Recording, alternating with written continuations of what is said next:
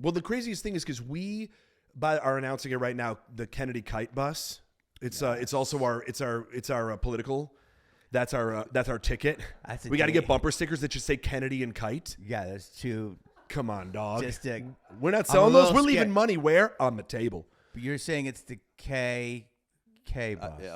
Yeah, the Is that a KK. little- You better watch that. No, that's the thing. That's our thing, though. We don't support the third K. Okay, all right. This is Don't right. say okay.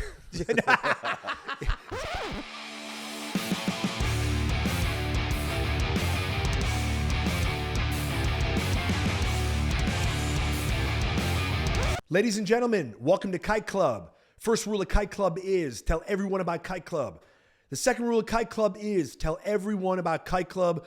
Third rule, like and subscribe. What's up, everybody? Jonathan Kite here. Thank you so much for joining us again. With me, as always, is the man on the keys, Mr. Ryan Neeson, and my producer, Mr. Paul Corey. We got a lot to talk about today. We got exciting guests for you later. Let's just get into it. Thank you so much for all the social media love. Everybody was commenting and liking and watching the impression stories about how I met Seth Rogen and how I met Vince Vaughn. And I forgot that it doesn't always go so well. So first and foremost, people are trying to get me to meet Tom Hanks all the time. It's so funny. Living in Hollywood, there's a lot of people that tangentially know Tom Hanks. And I had a guy one time who was working with me, a coach on something, who said, "Oh, I know Tom Hanks' wife, Rita Wilson, very well. Why don't you call her?" He goes, "Have you ever met Tom Hanks?" I go, "No, I've never met him. I love him, one of my favorite actors." He goes, "Why don't you call Rita Wilson and then leave a message as Tom Hanks to introduce yourself to the family?" And I'm going, this is the worst idea I can think of. There is no way that Rita Wilson wants to get an unknown number on her phone who's left her a message that's probably going to come up as spam. She's then going to listen to the message, go, "Hi, oh, hi, Rita. It is not your husband. This is not your husband, Tom Hanks. This is a very weird way that you're meeting me, and I can't wait to run into you in real life, where I'm just going to jump out of a bush and go, Wilson, Wilson," and then just hangs up. What could I have possibly have said on that message? There's no FaceTime video. There's nothing. It's just wait, hold on. There's a missed call from. Yeah, she's be like, "I want to meet that man. Yeah, I want to meet that man that can do an impression of my husband." Of my husband. That's what I'm into. But I totally forgot to say this last time. So there was another Vince Vaughn story that went not terrible, but you decide. So I'm with CAA for stand-up. Been there a long time. Love the agency. And a while back, Vince Vaughn used to be repped by them. And one day we had a conference room meeting, and they got all the stand-up agents in the room, and they knew that I did a Vince Vaughn impression. And they asked me at the time, "Had you ever done Vince Vaughn for Vince Vaughn?" And I had not done it yet. And they go, "What about people in his life?" I said, "No, I haven't done it." They go, "Well, you know that he's repped here. Why don't you call his agent right now? We'll put you on speakerphone." I'm like, this is a terrible idea. This cannot end well for me. You guys are going to have a great laugh about it, and then I'm going to be ostracized from everybody at this agency as this weird impersonator who's going around trying to impersonate the client list. That's a weird type of stalking. So they get me. They're like, no, it'll be fun. They're like egging me on. Right? It's like some sort of jackass routine where my career is the only thing to get injured. And I go in there, and they put me on the speakerphone and ring up, and there's this lovely assistant picks up the phone, and she goes, "Hello, I won't mention the agent's name, his desk, who's speaking." And I go, it's Vince Vaughn. What's up, baby girl? I'm right here. I'm waiting on a meeting right now. I thought we had a meeting at 3:00, and I'm Daddy's up here right now. I'm feeling a lot of energy. I got the stuff kind of going on. I want to be a part of this, and I want to know where the guy is. Is he not coming to the meeting? And she just sort of stunned. She's pausing, and she goes, "Wait, who is this?" And I just, huge pause in the middle, and I go, "This is Vaughn. This is Vinny Vaughn, Vince to the Vaughn. Your favorite tall drink of water. I'm in the meeting right now. I got to get him on the phone right now. What's going on here, baby boy?" And she just freaks out. You could just hear the trepidation in her voice, like, "Oh, hold on 1 second. Let me see if I can get him out of this meeting." Pause. I look around. Every agent in the room is like, in their heads, is just, all I do is win, win, win, no matter what. They're all living a DJ Khaled video. They're like high-fiving each other like both ways. And it's like everybody's just like, they all look like hype people in rap videos. And they're like, "You're doing it, man." Like a girl's gone wild. And I'm just sitting there like frozen. And then all of a sudden the agent, He picks up the phone and he goes, buddy, Vince, where are you right now? And I'm like, I'm in conference room 11 right now. I'm with the Fanta girls. Don't you want it? Don't you just want it? We're having a great time. I'm drinking the grape one right now. That's the kind of joke between you and me. Pause. He goes, you're here now? I go, yeah. He goes, I thought you were in the Caribbean. I go, I'm here right now. He goes, let me get out of this meeting. I'm like, what? And I'm looking around like, this is not how this is supposed to go. And of course, the agents are just like hitting the whoa before it was a thing. And I'm just like, no, stop. Like, and then he goes, I'll be right back. Tell me what conference room you're in. I'll be right there. Hold on one second. Hangs up the phone. I turn around and I'm going, and then everyone's just laughing their heads off. And I'm going, no, this is not a good thing. So we call back. He gets on the phone. He is being very polite, but he is pissed as fuck. And he's like, and they're like, no, this is just one of our clients, Jonathan Kite. He does a Vince Vaughn impression. No laughter is coming on their end. The call is dropped, it sounds like. And then he goes, yeah, that was pretty good. Yeah. And then Peter Billingsley, who I had met, who was Ralphie, famously one of Vince's, from Christmas Story, famously one of Vince Vaughn's producing partners. I do the impression for him. And this is, I guess this was after I had done it for Vince. And he's just sitting on the phone, like listening. And it's like, what is he supposed to say? And then they're like, oh, do the impression again. Everyone in the room was like, just do the impression again. And so I do the impression. It's like, sorry about that. The agents put me up. We're having a great time.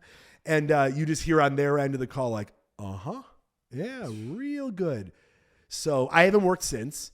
And that's why I need this podcast to work.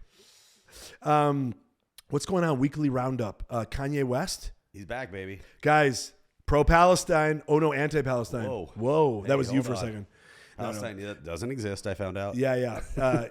So, if Kanye West is, he had a singular Instagram post. What do the captions say, Rye? It says, watching Jonah Hill in 21 Jump Street made me like Jewish people again.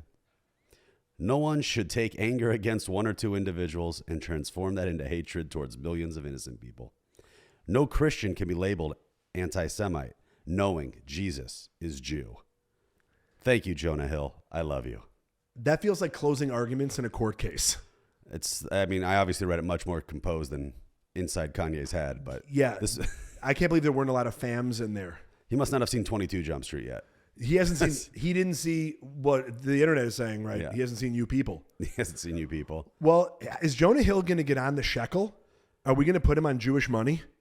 By the way, I'm not going to believe that he's no longer anti-Semitic until he does concerts in Israel. Oh wow! Let's see what the attendance is like at those. Brother, he's just on the Gaza Strip trying to bring everything together. Ooh, a lot of fireworks there.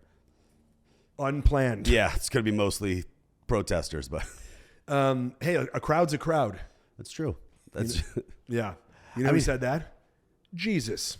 Also known as Kanye. My Lord. But thank you, Jonah Hill. What a weird thing. He just was going through watching 21 Jump Street. He's like, yeah, Jews aren't bad, I guess. But that's the movie that did it. Not Passion of the Christ, not Schindler's List. Yeah. Thank God he didn't say Woody Allen. If he was like, hey, listen, I just watched this. I just heard about this guy, Jeffrey Epstein. You Jews are okay. Yeah, P.S. I want my kids back. Harvey Weinstein. Harvey Weinstein, man. God, you guys are great. Yeah. There's just all these. Yeah. Who else? He's going through all the Steens. Yeah. All the. Ooh. God damn it. All the Steens. But yeah, shout out. Thank you, Jonah Hill. You brought Kanye back to us. He was never gone. I was still listening. I was listening to pre-rant music. We pull out. We just put our feet up. We all have Yeezys on. I can wear them again. I'm glad I didn't sell them. Yeah, now we can wear them again. Now we can wear them Now again. we can wear them and not be shamed. Yeah. There has to be a scarlet letter, though, on all of Kanye's stuff. A scarlet K. A scarlet E's. Scarlet Is that the logo? The logo is just I guess there is no logo on his stuff, really, huh? No. Yeah, it's pretty plain. Just like Jesus. $20 says he puts Kanye a Star of David on his next release. What'd you say? Star of David on his next release for sure. Oh, dude. I mean, the fact that he's going to, he's going to be, I feel like he's just going to dress up as Jesus. He's just going to be Jesus cosplay. Well, he thinks he is Jesus. Oh, I know. Like, yeah. All of it's just going to be like, bring us a hug. His clothes, the way he dresses looks like he fucking He's from 2,000 years ago. Yeah, how does he not have sandals? He does. He has the slides. No, but those aren't like Jesus sandals. All of his, he should have holeless gloves, gloves with holes here so we can stake them. Yeah.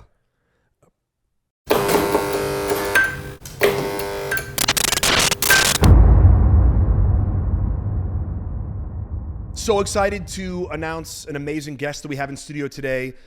The man, the myth, the legend. You know him from everything. The Scream franchise, Malibu's Most Wanted, Son of the Mask, Romeo and Juliet, Bowfinger, his documentary Heckler, which we're going to get into. And he's been on TV, Ghost Whisperer, The Cleveland Show, and of course the Jamie Kennedy Experiment. But I know him from Tremors 5 and 6. Give it up for my friend, Mr. Jamie Kennedy in the building. Dude. Yo, dude. Look So at good to you. see you, man. Great to see you, bro. Look at that back. Look at all that backstory you brought up. Dude, I'm so happy to have you here, man. You were just in New Orleans this weekend. Yeah. And how was that? It was great, dude. I did New Orleans to Lafayette to Mobile to Destin, Florida.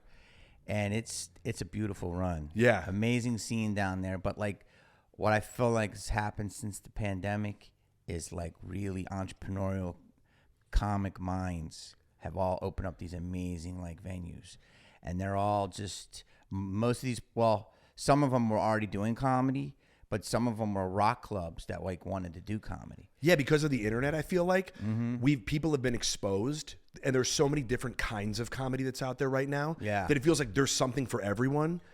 Dude, there was a scene in Mobile. Like, there's like a comic scene in Mobile. I don't know if you've ever been there. I shot a film there. Wow, it's cool. It's little. You feel like you get to know the town in about a day. Did you go to that restaurant where there's a giant catfish outside of it? No. It looks like a scene out of Honey, I Shrunk the Kid. But you're right. It's a cool community down there. But I shot it probably in around like 2019. There was no club down there. Yeah, there's a rock club, and they're doing comedy nights, and I just love the ability to go in, meet with the promoter, figure out the deal. Do you do the bus when you're down like that many? Did you do? Dude, this weekend I was so funny. I was talking to a guy I work with, and I'm like, I gotta get a bus, dude, because it's better in terms of like that. This week I can't deal with house cleaning. Like, you know, I mean, they come so early. I'm like, yo, I got a late checkout. They're like, 12 o'clock, let's go. Like, they want you out. Or there's something, I got knocked on the other day. We went to Vegas this weekend, and I go, and I'm literally, we land, we're going to go meet down in the lobby. I've got such a limited time. I'm trying to set up the room real quick. Somebody's banging on the door. I'm just like, how is this possible? I didn't order anything. I literally just walked into the room. I got my meat's out. I'm about to jump in the shower. And this guy is like, hey, man, I'm here to replace your microwave. And I was just like, and I looked at him, I'm like, dude, there's no micro nothing in this room, mother. And and I'm just like, dude, it's not the right room. And he goes, yeah, it is, man. And he keeps knocking at the door. I can see him through the spy hole. And I go, it's not, man. I just got to the room. I feel like I'm bartering. I go, there's got to be another room. And then finally he was like, oh, yeah, I guess, my bad. I'm not even sure he worked for the hotel. So it's like you didn't even get a chance to fucking chill. No, there was no chill. Yeah. And I'm sitting out there, and it was one of those things where a little too much info. I had just taken a dump, and I was like, about to go into the shower. So I'm not feeling real great right now. Not only am I nude, feeling empty though. No, I could have taken him. Is what I'm saying. I was clear here, and the guy is banging, and they're so persistent. Yeah. That's the whole thing. It was like this weekend was the first week in a long time I was like not getting late checkouts. And I get it because the world's different. They don't have enough staff and there's a lot going on. But I was literally thinking like a bus, just like a cool little Sprinter van, pimped out. Because I don't know how you feel, but I just feel like going on the road is like the real bread and butter of life at the moment. Oh, yeah. You have something that crushes in one of the major cities. Yeah. And then you do it. And by you, I mean me. And it bombs in front of a room of 300 people that have paid to see you. Yeah. And then you're just like, oh, yeah. Reality check. Yeah. But doing a movie is beautiful. Doing a TV is beautiful, but it's so different than when it was. You know what I'm saying? So I feel like us building our own audience and going out. Well, the craziest thing is because we are announcing it right now, the Kennedy Kite Bus. It's also our political. That's our ticket. We got to get bumper stickers that just say Kennedy and Kite. Yeah, there's two. Come on, dog. We're not I'm selling a those. We're little leaving scared. money where? On the table. But you're saying it's the K bus. Yeah, the Is that a KK. little- You better watch that. No, first. that's the thing. That's our thing, though. We don't support the third K. Okay, all right. This is Don't right. say okay. Guys, it's okay with Kennedy and Kite. Wait a minute. One of us might have to be a C. We'll just both C's. Yeah, But not a bad ticket though for 2028. Not only is it not, it's a great ticket. Yeah. Well, the thing is, because we've known each other, we would like bump into each other in like the store, the Improv, or the factory, whatever. Yeah. And then I met you. Well, we got to have a great hang when we were in Arizona. Yeah. Remember during the pandemic, and we were at that outdoor. We played a park. We did. We played an open field. Yeah, we did. We played a field. So that's where our careers were at. Yeah. And it felt like when you play an open field, it feels like no one knew. Like that wasn't a decision that anybody made. Like those people just brought lawn chairs there, and we weren't even really on a stage. We were in front of modern art. Yes, it was the place where like the water fountain would be, and then like there was some weird sculpture, but that was like a place where I guess families would let their kids run. And Well, it definitely was, because remember the guy opened and he did pedophile jokes, and the sun wasn't down yet, and so a family complained because there were kids playing at the park. And I was like, you don't start with Epstein. He goes on later. Oh yeah, he opened with his And then you and I went pedo on. hunk. Yeah, a pedo hunk And is he what meant he the calls sun the young not boys. down, the sun meaning the actual sun. Yeah, sun go down. And he Yeah. goes, what is his hand doing? And it was just like, they Was that who called I it the think flame. it was? We don't have to name check him. I think I know. Kevin who that. Spacey. It was. But we did it, and you and I went on, and then you closed, and I really thought that the thing that I remember is I remember you crushing, so funny, and then I remember you getting heckled, which we're going to get to. Remember there was that chain link fence, and it was like kids from a bad Stephen King novel that were just hanging out to the side, just like yelling shit at a crowd of people, not necessarily at you or the material. It was just like, give us attention. Yes. We're runaways. Yes, definitely. And Possibly. that was the weirdest thing. And I was just like, okay, so we're dealing with kids in the daytime at the park, and then we're dealing with these asshole orphans, this dirt bike gang at night. That was a packed show though in terms of the potent punch of comedy minds, because it was you, it was Adam Hunter, it was Katie Crizzola, it was Ahmed, it was Dawes, it was me, Erica Rhodes, like every one of those people pretty much headlined. Yeah, it was awesome. I mean, and it was such a fun hang for all of us. We went to Topgolf. Yeah, we went to Topgolf. We golfed all night. And that's when we started really talking and bonding. And I told you, Scream, I saw Scream in the theater, I think, like 7 times. Really? Dude, I thought it was, I still think it's one of the best movies ever made. It's one of my, it's my wife. You and her were talking about this weekend. It's my wife's top 5 movie. Dude, it's so, I mean, it's the fact that it's coming back, like, obviously, congratulations on the new one. The franchise is still going strong.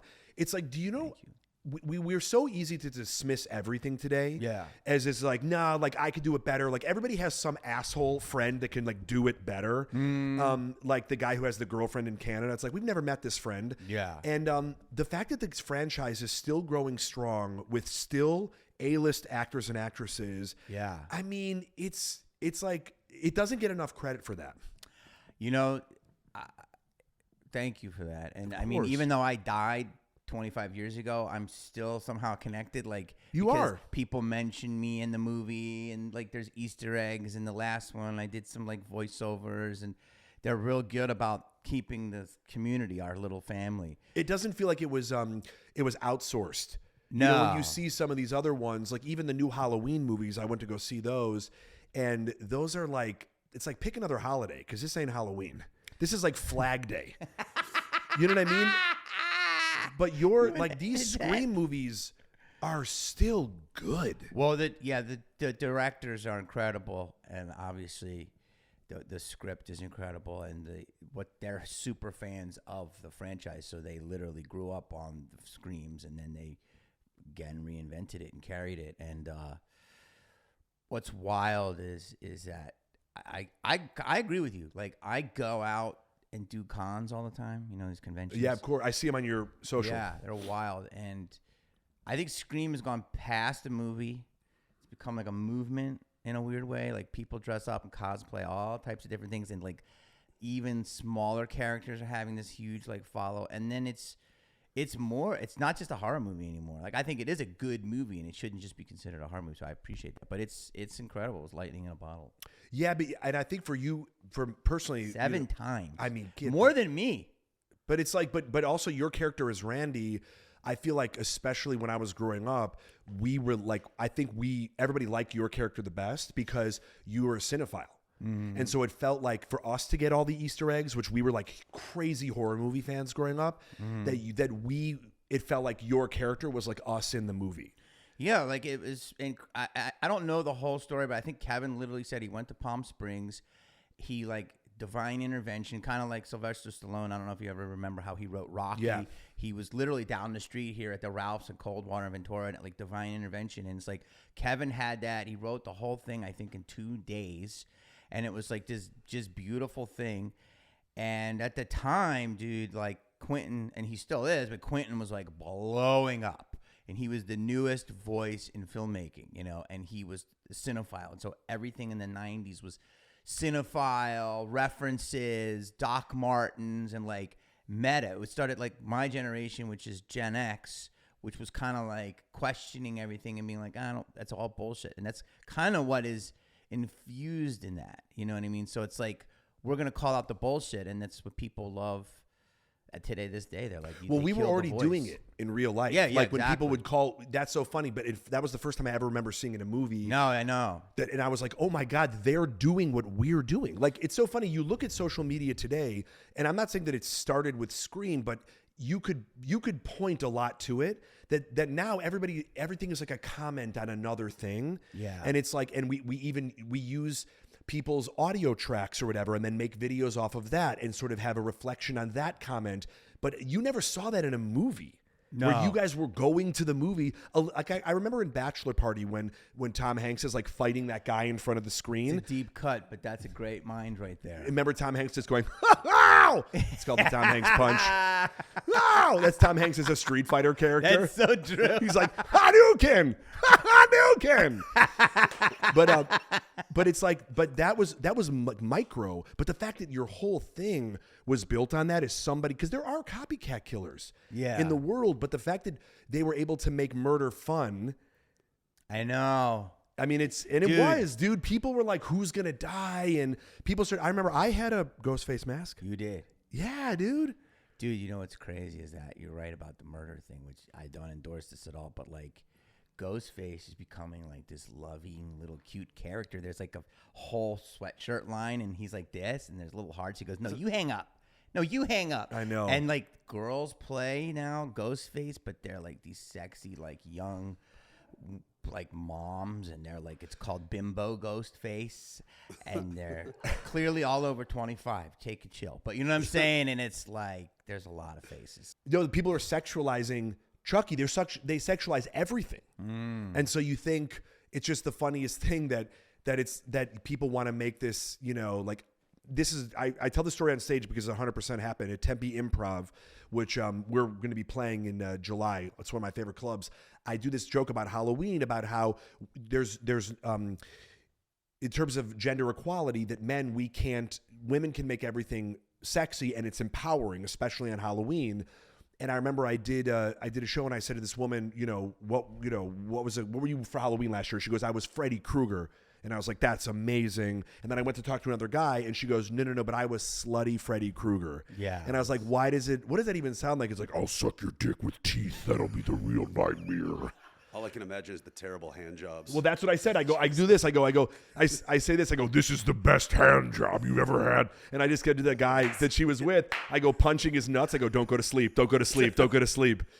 Tell me you came up with that on the stage. On stage. And yeah. Tell me you now included it. It's always included now. But it was so funny, and the whole audience laughed, and I go, this is literally what I'm talking about. I go, by the way, good for you for doing that. But I said to her in that moment, I go, do you understand that I couldn't be like sexy Jason Voorhees, where it's literally just me in a hockey mask and nothing else, my machete swinging in the wind? Yeah. People, Just it's like chopping.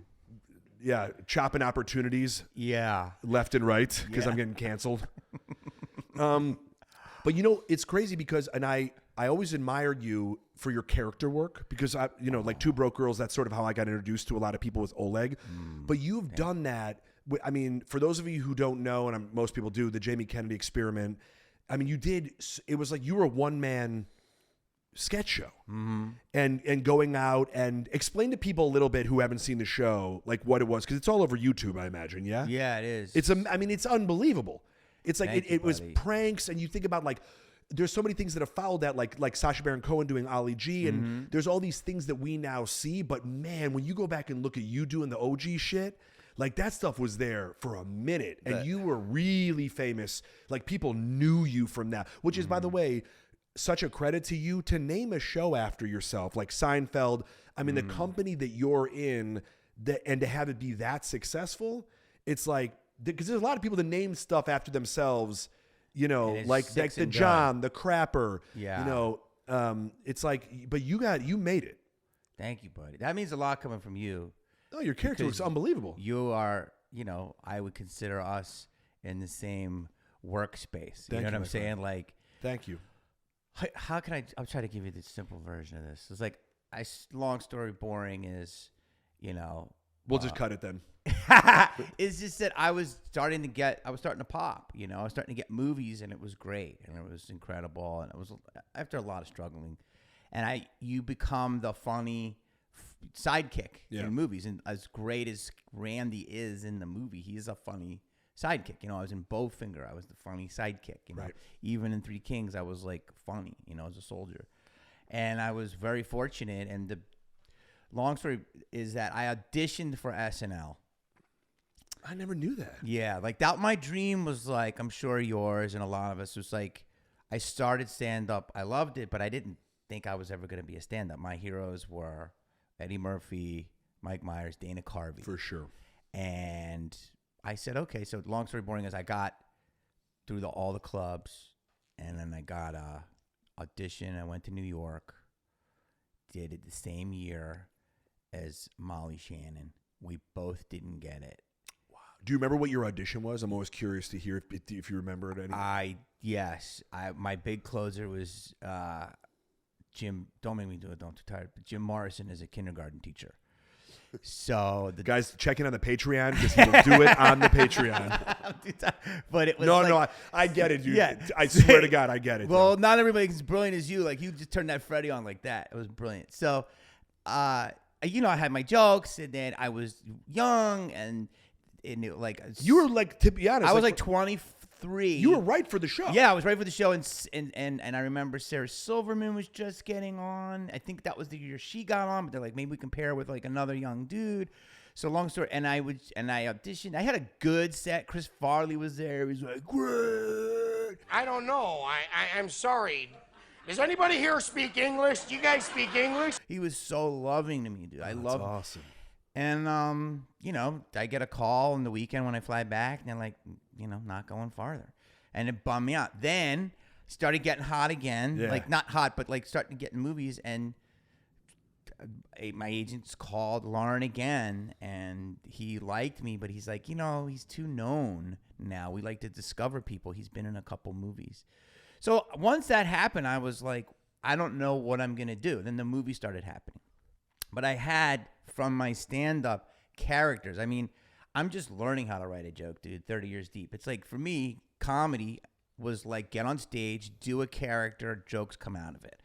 And so I had all this stuff, and the president of the WB was an amazing guy. His name is Jordan Levin, and another woman was also the president, Suzanne Daniels, who was married to Greg Daniels, who created The Office. Yeah. And it was young. It was like, imagine like a young, how old are you?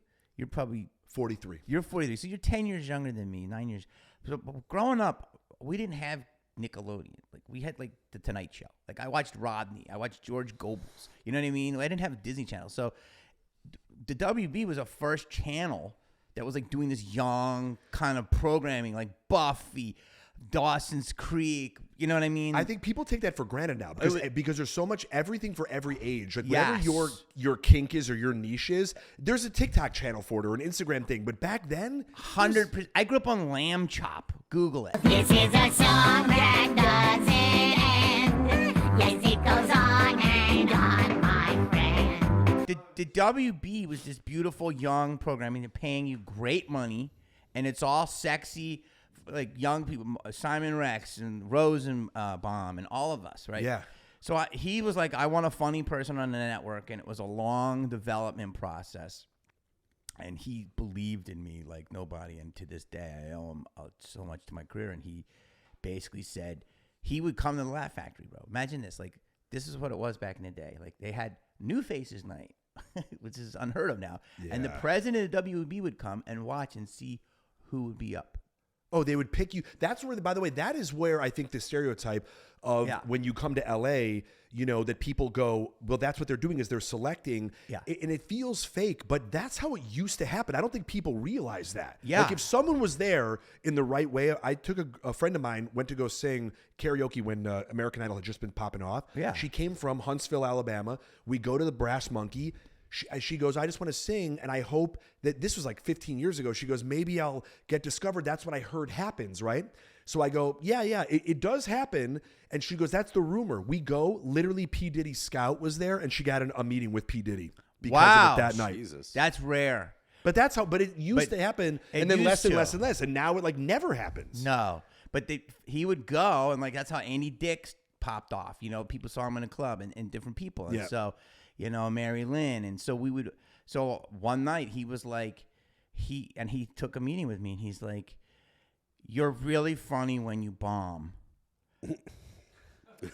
And I'm like, what do you mean? He's like, well, you get up, you try to do these jokes, and you bomb, and you get so mad at the audience, and you lash out, and I couldn't stop laughing of how angry you get, but that's your real you.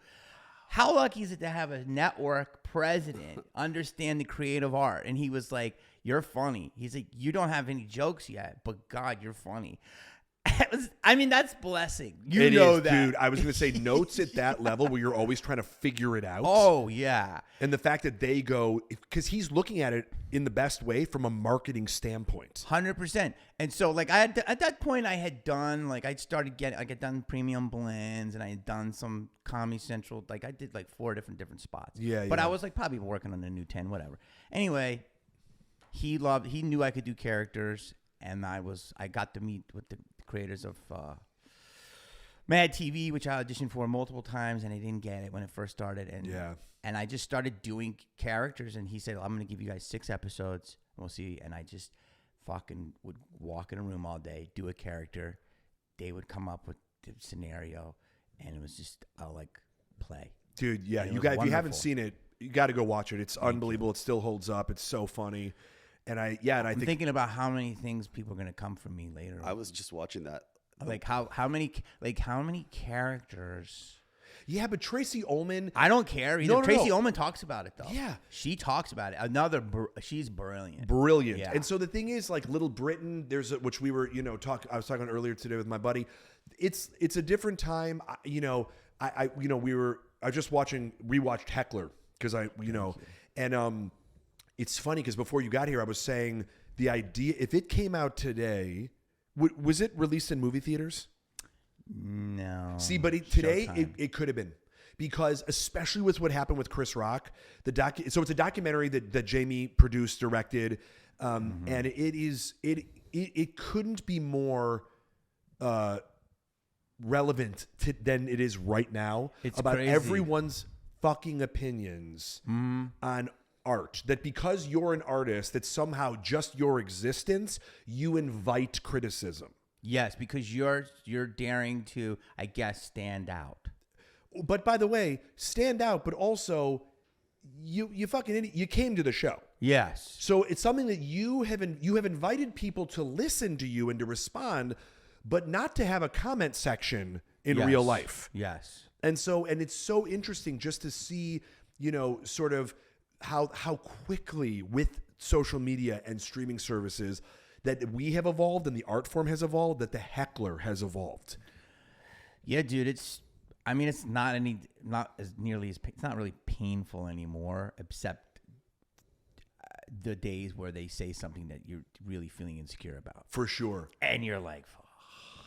And you try not to respond. And that's going to happen. But the general, like, you sucks and stuff are like, whatever. Yeah. But it's just, that movie came out. I was doing it at a time I was working on my first comedy special for Comedy Central. The director was my buddy. He followed me to each city to help me, like, tighten the act. Yeah. Every city I got heckled. Wow.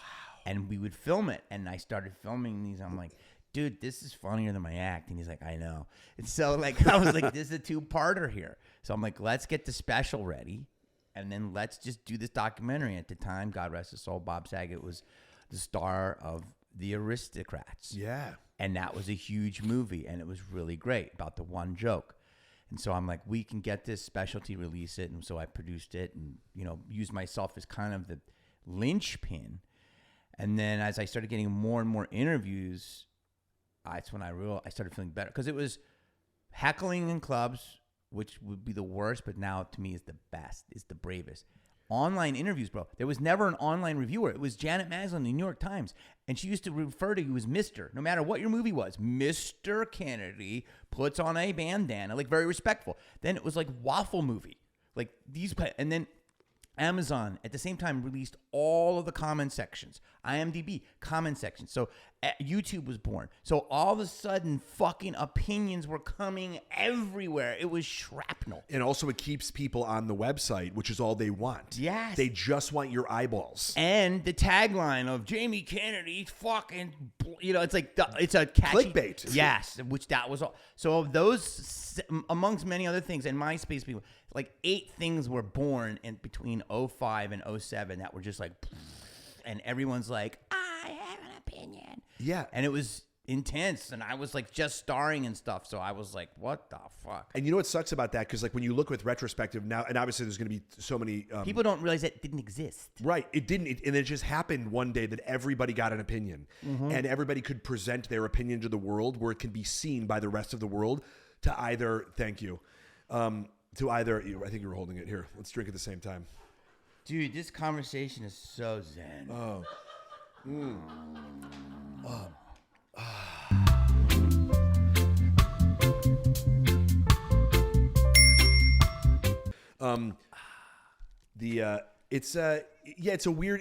was a weird time, and it wasn't even that long ago. The movie came out in 2007. Yeah, it's 15, 16 years ago, and it's still low key ahead of its time. People tell me. I think it is because it was still like, it's a wrap, dude. Like this is what I talk about in my pods and stuff. Like, I mean, you have to tell me, but like, traditional Hollywood is a wrap. I mean, today Disney's cutting 7,000 jobs. Now it's only like 4% of their workforce, but that's a ton of people. They are cutting back on some Marvel productions.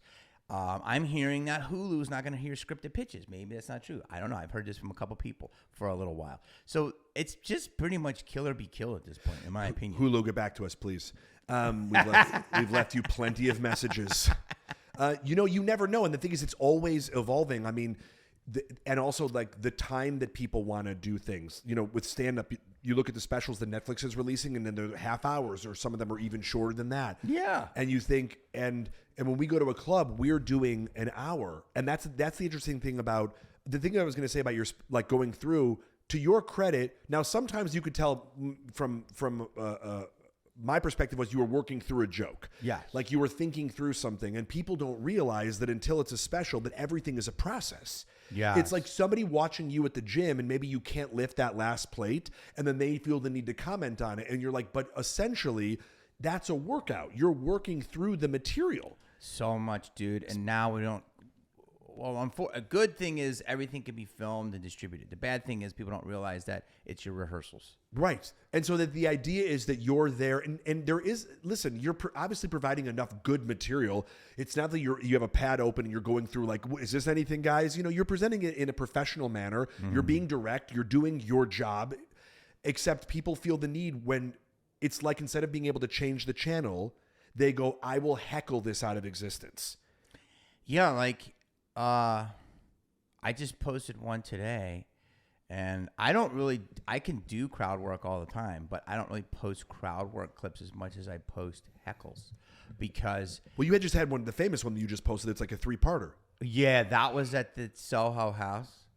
Hello. And Nikki had no, it wasn't Nikki. It was Sid from the Improv put an amazing show on.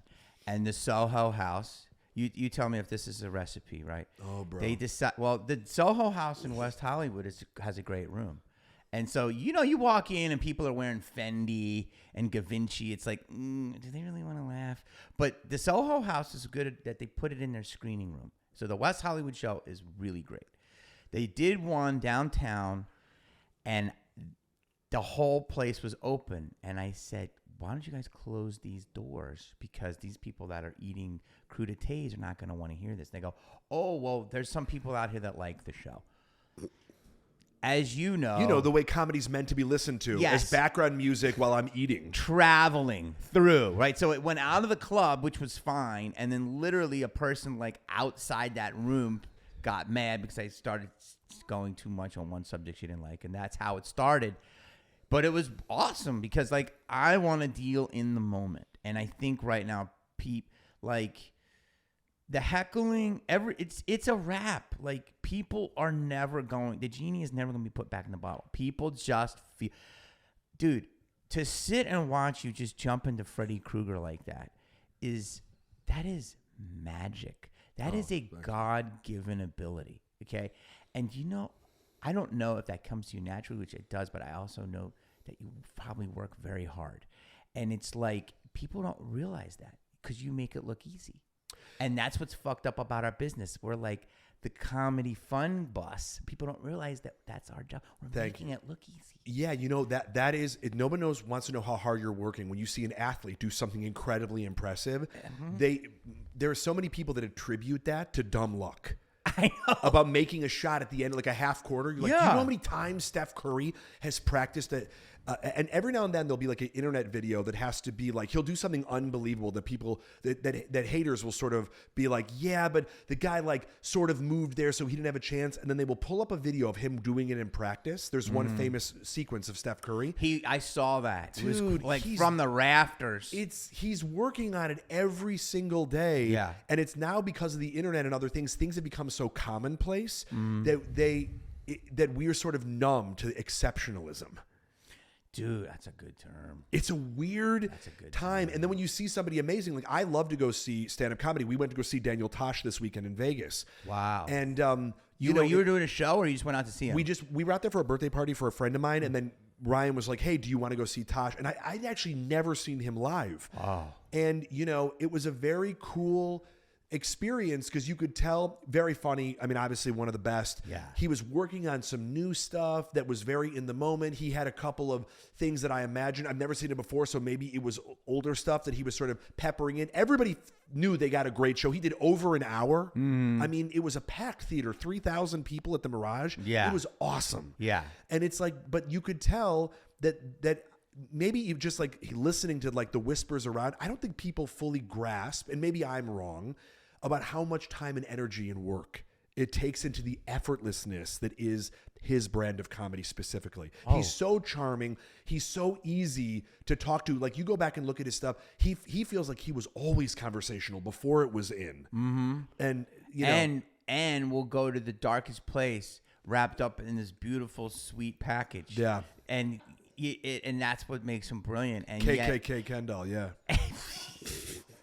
Yeah. And he's a joke machine. A machine. Like 10 jokes like a joke a second. Like he's an animal. So good. And but exactly. He works his ass off. But isn't that the thing, right? That if the better you are, and the more efficient you are, it's like people don't know, that's what makes it so easy. It's like you really can't tell how fast a Formula One car is going until you see a Hyundai Sonata try to outrace it. Yeah. It's like LeBron is obviously brilliantly born, a genetic specimen. And a genius basketball mind. Yeah, he is. I'm glad you said that because he's a hardcore genius, like a savant. He has a near perfect memory. Yeah. Built with the probably the greatest living physical specimen. Yeah, I mean, saw that when he broke down the last 2 minutes of a game in that post conference. I know what you're talking about. It's unbelievable, but also his work ethic is insane. Yeah, and so that's what people forget, and it's like it's all of these things. It's unfortunate that someone can go on TikTok, and I love TikTok, and I hope it doesn't get banned. I wish you could say that in Chinese, but go ahead. I'm working on it, man. Yeah, me too. And long story is that people, like you said, are being rewarded. Not only they're immune to exceptionalism, they're being rewarded. Not everybody, but some people, for mediocrity. 100%. And it's like, yo, if everybody's special, no one's special. Yeah, and it's nice, and I really love comedians that can get up there and like to see you in Heckler take the criticism that close. And you know what's funny about it? And maybe I'm the idiot. There wasn't a single sentence of nuance about the criticism to you when people would sit there and sort of not even roast you, because roasting, Ryan is an incredible roaster. That's an art and an intelligence and a charm and a flair. There was none of it. It was like those three boners that were just sort of like, not good. And I was like, oh my God, I'm so glad that this exists. And I hope it's played at their funeral. It's just like, I don't know, man. You just like, it was like if PacSun was a person and this guy's just like, I don't. PacSun? You know that? It's a surf brand. But it's like, okay. I thought it was the CEO of TikTok. The Rose. There you go. Wait, go back to that. There's no nuance to their criticism of you. Yeah. It was just so funny. And here's the thing, to your credit, you were asking. You were like, what, can you help? Like, are you saying it just to do this or just to do this? Yes, I have a thought on that. You know what's crazy? At that time, something I think was born that Bill Burr has called cannibalism, which I agree with him. I believe he said this, where people made a career in our space of entertainment, specifically comedy, shitting on other comics. So one of the biggest critics in that movie was a guy that was I guess sometimes comedian, shitting on me, which of course I'm not beyond reproach, but dude, like, if you know the art form, are you a critic? That's the biggest thing. To me is, are you a critic or are you a creator? I heard John Lennon was a big critic, but he was a genius musician, obviously. But to me, I think the Beatles were always just making music. They weren't reviewing the Stones all day. No. But maybe they did. I don't know. I always say if you can't do, you comment. Exactly. 100%. It's the man in the arena. And it's like... It's one of my favorite. Yeah. And it's like... Check out the man in the arena. Yeah. But it's... So I don't know, but I feel like there's a whole subculture of the troll is a real life now. But I think if you're not in the room, like, people love to take things out of context to get their own narrative forward. So it's like, if you're in the room and if something didn't work in the context of what was there, of course you're entitled to your opinion. You paid your ticket. It's a dialogue between the audience and the performer.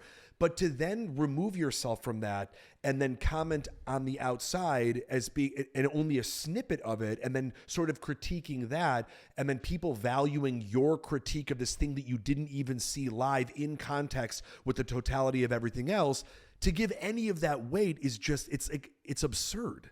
Dude, how about this? Do you ever get this one? I get this one, which is a compliment, but there's a definite backhand to it. I used to get a lot more. It's like, as an actor, I was worried about your comedy, but man, you're a real comic.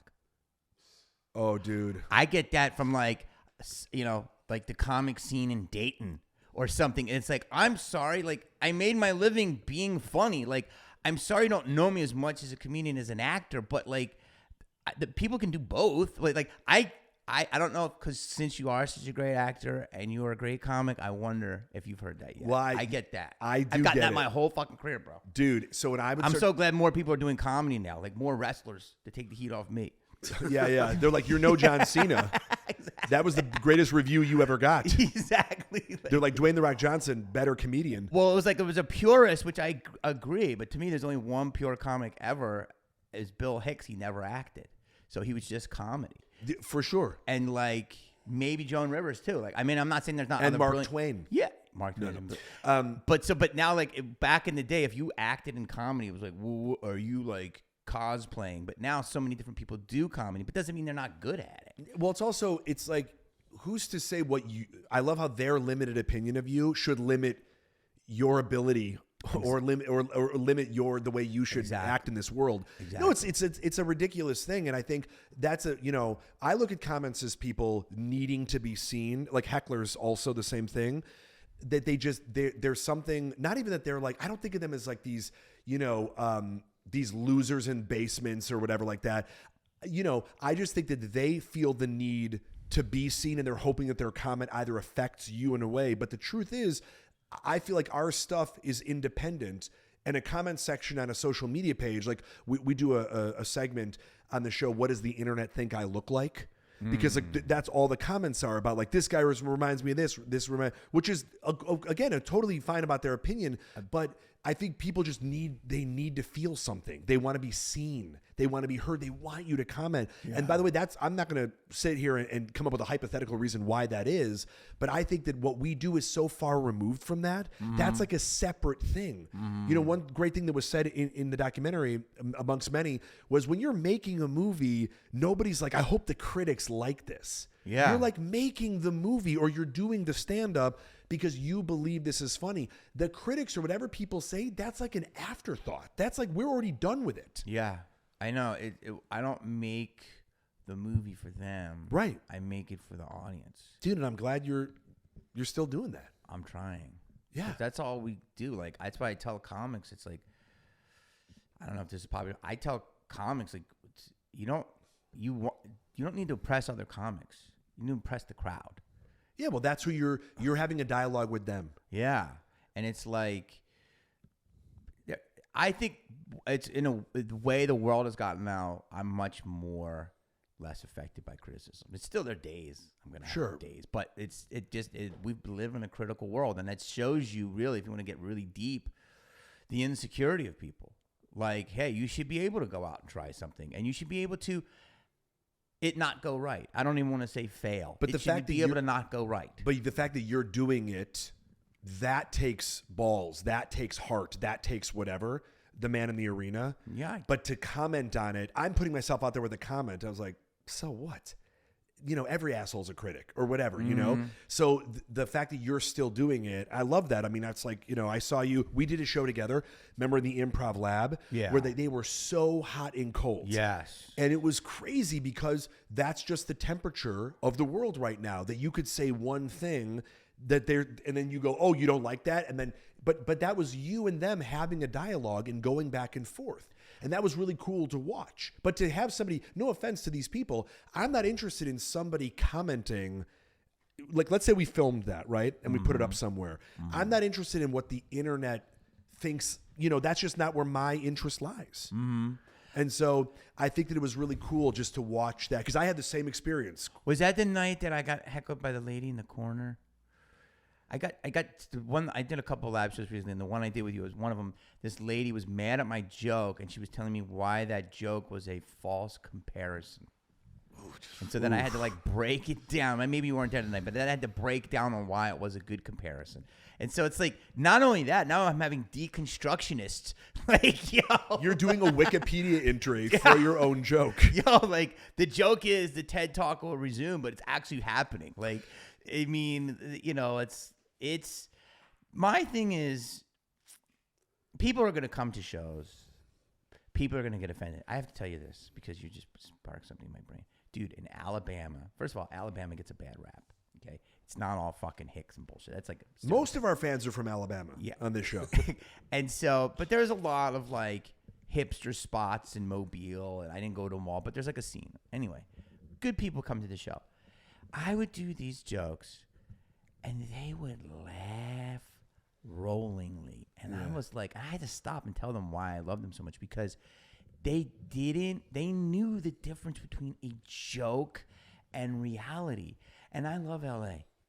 But the amount of people that actually take stand-up comedy as stand-up literally, the art form, it's like, then what did you come to? It's like you're going to the supermarket and buying motor oil. I mean, I guess you can at Costco, but it's not, That's not why you're there. You're to buy food. Totally. And- I agree with you. And that's what's like, and you can really question your shit if you do enough New York and LA shows. And it's like, I love it, but because just to stay tough, but there are normal people. And I'm sorry, that to me is normalcy, being able to laugh at something and not have it ruin You don't have to your day. agree with anything. And by the way, you will laugh at stuff that you do not agree with. Yes. But the idea that your laughing somehow negates that you, or that you don't want to be seen as somebody that your laughter now is aligning to what your point of view is. Like say you're doing a tragic joke about, the Holocaust or whatever, that people go, oh, if I laugh at this, people think I support, that I'm pro-Holocaust. Now you're talking Yeah. about, Oh yeah. you're talking about my set, basically. Fuck, Jesus. On that note, Yeah, it's here's what I say is that it's like you don't have to go out. Okay, you're a successful actor. Okay, you're about to direct your first movie, and you're going out and putting yourself in the front line of 50 people at a hipster restaurant in Beverly Hills. I walked in on you one night, and you were doing Trump. Oh my God. And you were so fucking funny. And I thanks, closed my eyes and I said, is that him? And I said, that's Trump, but he's in this Beverly Hills lounge. And these people, I was bombing. But you weren't. You were killing me and every comic. Yeah, it but was nice. these Thank people you. were just, I'm like, I remember that. I was like, wow. And I'm like, this is a great example of a man who needs to express his art. Because you were out there. You didn't have to be there. And here you are doing. You've got money. You've got success. And it was wild. And they were like, and it was like, dude, I'm like, these people couldn't hold your fucking toenail. And that I opened with that, and I probably shouldn't have. I shouldn't even be here for you fucks. I'm richer than all of you. I know. This is community service. It's fucking. I own this I restaurant, think- you losers. Was that the night? No, that was a different night. That was okay. Gerard Butler was there. He actually had a good time. Yeah. I mean, He wasn't at that show. he wasn't at, yeah. Well, so I was supposed to do that show because I sort of do a Gerard Butler impression. I would say, Gerard Butler, he always talks out the side of his mouth. Yeah. And so Katie was like, somebody just dropped out. Can you come down here? Because Jerry will be here. Yeah. Jerry Butler, it's 300, eh? And I wasn't in town, so I couldn't do it. But I always wanted to. We've hung, but humble brag, I work for him. But that was that we. You know what? And that's the thing. I mean, we'll keep doing our thing, man. Where can people find you? Just go to my JamieKennedy.com. You have a great podcast that everyone Thank should you. check I out, want you dude. on it. I want to go on sure. a deep dive on you, dude. The thing I love about that is a true great use of a podcast because you really push the limits, you push the boundaries, and you get deep in there, and it is very conversational in the best way, invasive. It's like it's getting below because a lot of them, this one included, very surface. And dude. That's but with yours. Yeah. Oh, this is not a dermatological podcast. We are skin deep on this one. It's actually the original name of this was Skin Deep with Jonathan Kite. Felt a little pornographic though. But yeah, dude, I think you and I should go on the road together. Wow. Because I think that because you do this great Bane bit. I won't ruin it for anybody. But it's like when you and I do enough real material like that is because people go, oh, these voices are so. I go, come on, these voices are harder to do than you would think. Go ahead. Sorry. No. But I think that you and I, that we are different enough, but do enough similarities where I bet we attract a similar audience. I do. Can I ask you one thing, or do you have to end?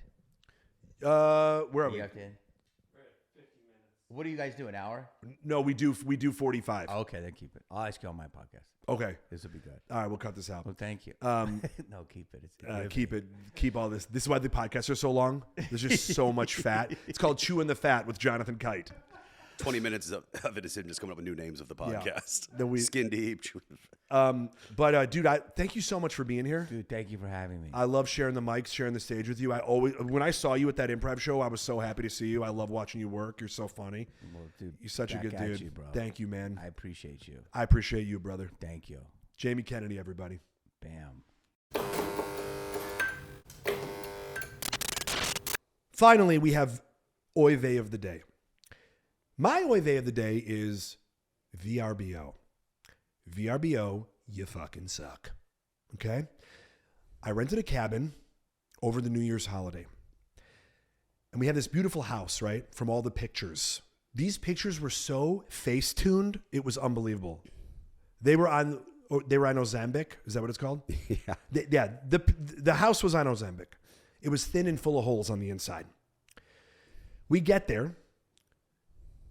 Nothing matches. Okay? It looks like it's cosplaying as a haunted house. The kitchen, both ovens are broken. One exploded on us. There were stains on the sheets. This was like the theme of this house was the movie Saw. There was debris everywhere. There was garbage all over the place, and we couldn't leave. We were stuck in the mountains for New Year's. It was a snowstorm was coming. I call VRBO, and they go, "Oh, we can't do anything because we only introduced you to the rental property." That's like saying, I know that your friend OD'd on this cocaine that was laced with fentanyl, but we just made the introduction. We have nothing to do with it. Hey, VRBO, it was on your site. You can't just be the intermediary when you take the paycheck. The fact that these people took our money, that everything was broken about the place, and that it was an unbelievable, unhappy experience, and the fact that you are not a part of it now, you remove yourself from that you just go, oh, we can't do anything about it. VRBO, I'm coming for you. I haven't figured out a way to do it, but I am coming for you, VRBO. This has been Kite Club.